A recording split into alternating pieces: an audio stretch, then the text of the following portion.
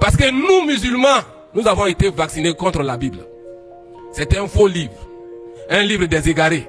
Un livre falsifié. Et un livre dépassé. Un livre de mécréants. Moi, il y a foutu quoi avec ce livre de mécréants?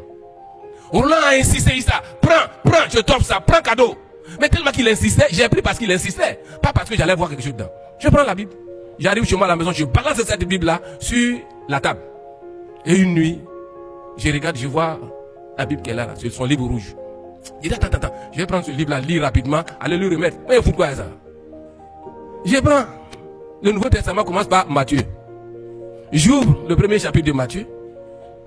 Le premier chapitre commence par la généalogie du Seigneur. Depuis Abraham jusqu'à David. David, Salomon, Joseph, Yeshua, Jésus. Près de 2000 ans. Une généalogie pas croyable. Il n'y a pas de généalogie dans le Coran. Athéo. Bonzon tremeni kata Coran kono to kuka bonzon yeko ka tremeni faut kata cité. Comme il me la Bible kono athée Coran kono. Il n'y a pas de généalogie fouillée. Moi j'étais étonné. Comment de près de 2000 ans on retrace la lignée d'un individu jusqu'à son père terrestre. Moi si tu prends mon cas, mon père s'appelle Brahima Traoré. Le père de Brahima s'appelle Jafet Teke Traoré. Et tu sais une fou. On a les noms compliqués. Et mon arrière-grand-père, son nom est trop difficile, on s'arrête ici. Je suis arrivé à quelle génération? 3 ou 4 mais pour Yeshua Jésus, 2000 ans. Jusqu'à Joseph son père. Je vais vous dire ceci. Jésus-Christ, Yeshua, il est Dieu fait homme.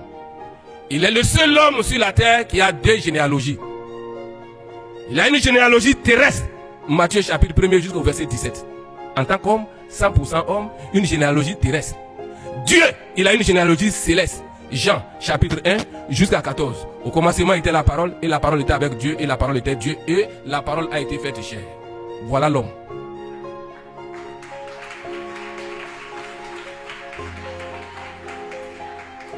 Qui ici peut lever sa main que lui a 2 généalogies? Il n'y en a pas, mais il est le seul homme sur la terre qui a ces 2 généalogies. J'étais étonné de voir comment la Bible rendait les informations. Le livre devient intéressant. Le livre qui dit Hali.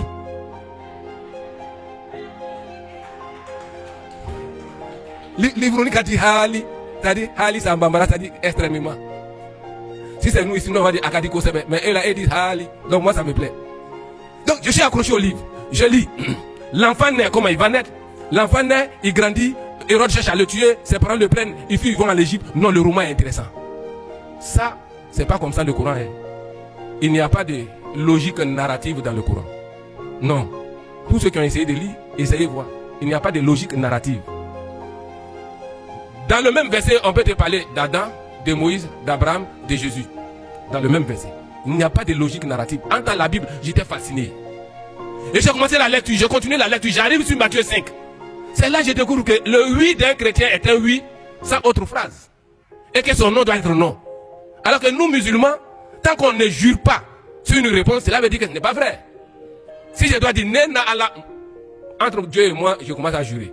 Nenifa, entre mon père et moi, je jure sur mon père, je jure sur Dieu, Jésus, tout ce qui est là. En tant la Bible dit, tout ce qui viendra après le oui ou le non est démoniaque. Donc cela veut dire que nous vivons avec les démons sans même nous en rendre compte. Peut-être même on est des démons. Je continue la lecture. Je tombe sur Matthieu 6.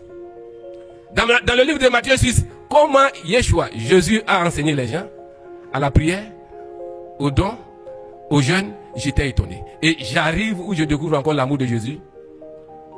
Il dit, aimez vos ennemis. Bénissez ceux qui vous maudissent. Priez pour ceux qui cherchent même à vous tuer. En islam, tuez vos ennemis.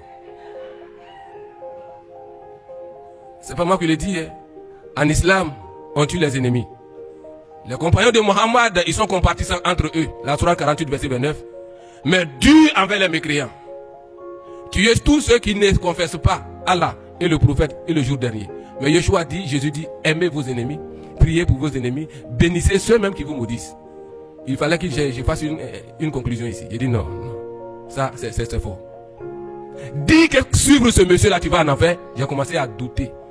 Je me suis dit que quiconque marchait comme façon, Yeshua, Jésus, Issa l'a dit, il était sûr d'être sauvé. Et là, la Bible commençait à me troubler. J'ai déposé la Bible aller vers le Coran. Quand je vous l'ai dit dans le début, c'est le Coran qui a fait de moi un chrétien. Puisque je commençais à être un peu confondu dans la Bible, attends, mettant Hakli Sigi, je vais aller avoir la paix du cœur dans le Coran. Je prends le Coran. Je vous l'ai dit au début qu'il n'y a pas de logique narrative dans le Coran. Je tombe sur la sourate 4, verset 171. Et dans ce verset, Allah dit ceci: ô gens du livre, les chrétiens, n'exagérez pas dans votre religion, ne dites d'Allah que la vérité. Jésus, fils de Marie, n'est qu'un messager d'Allah. Sa parole qu'il a envoyée à Myriam, un souffle de vie venant de lui. Cela veut dire quoi? Le Coran dit aux chrétiens: n'exagérez pas dans la voix d'Allah. Isa, Jésus-Christ, n'est qu'un messager. Écoutez bien. Et en même temps, ce simple messager, il est Kalmatullah, c'est-à-dire la parole de Dieu. Et il est Ruhullah, c'est-à-dire esprit de Dieu. Et il est en même temps appelé, n'est qu'un simple messager. Qui est appelé parole de Dieu sur la terre ici? Dieu lui-même. Aucun prophète. Ça m'a amené à aller voir qui était Mohammed dans le Coran. Dans la sourate 18, verset 110. Le Coran est clair. Il dit cool. Inamar anna basharun kemisulukum. C'est le Coran qui dit, Allah dit à Mohammed, dis aux hommes que tu es un être humain comme eux. Mais si c'est un humain comme vous et moi, c'est qu'il est pécheur. Car tous sont péchés et sont privés de la gloire de Dieu. Il est dans le péché. Alors là, le Coran ne m'enseignait pas comme la Bible. Je voulais voir si Mohammed même pouvait donner l'assurance du salut à travers ses dires. Je tombe sur la sourate 49 et 46. Autant pour moi, la sourate 46, verset 9. Allah même a dit à Mohammed de dire aux gens: je ne suis pas une innovation parmi les messagers. Je ne sais pas ce que Allah fera de moi et de ceux qui sont en train de me suivre. Je ne suis qu'un avertisseur clair. Ça, c'était fini. Mais là, j'ai compris que le vieux Siriki Diallo avait raison de dire qu'on ne pouvait pas savoir si on était sauvé. Car le premier guide musulman, il était quoi? Il était dans le doute. Il n'avait aucune assurance de son salut. Pour ne pas aggraver la chose, j'ai pu encore reprendre la Bible pour que le cœur soit assoiffé, amoindri. Je continue ma lecture. Alors là, il ne fallait pas continuer. Hein. Je tombe sur Jean 5, verset 24. Et le Seigneur dit: en vérité, je vous le dis, celui qui écoute ma parole et qui croit à celui qui m'a envoyé à la vie éternelle, il ne passera pas en jugement, mais il passera de la mort à la vie. Le seul mot jugement. Le seul mot jugement a suffi. Car Isa avait une condamnation dans son cœur. Il ne voulait pas aller en jugement. Quand je l'ai dit, je ne voulais pas aller en enfer. Mais quand il a dit, je ne passerai pas en jugement, dès l'instant que je meurs, je suis sauvé. Il dit, ah, Djigikman. Oui. Les gens pensent que nous sommes sortis pour venir faire plaisir aux gens. Quel plaisir? Jamais. C'est dans le feu que nous sommes sortis. Et j'étais là rassuré. Et là où ma joie va être encore énorme, dans le chapitre 14 de Jean, verset 1 à 3, j'avais un cœur troublé. Et le Seigneur dit que ton cœur ne se trouble point. Il savait que j'avais un cœur troublé. Il dit, Issa, que ton cœur ne se trouble point. Crois en Dieu et crois en moi. Il y a plusieurs demeures dans la maison de mon Père. Si cela n'était pas, je vous l'aurais dit. Je m'en vais vous préparer une place. Toi, Issa. Et lorsque je m'en serai allé, et que je vous aurai préparé la place, je reviendrai vous prendre, afin que là où je suis, vous y soyez. Non, c'était fini. L'assurance que je cherchais, je l'ai trouvée dans ce verset. La foi vient de ce qu'on entend. Et ce qu'on entend qui est la parole de Dieu. Et un cœur fertile venait d'entendre la parole de Dieu. J'ai dit amen à la parole.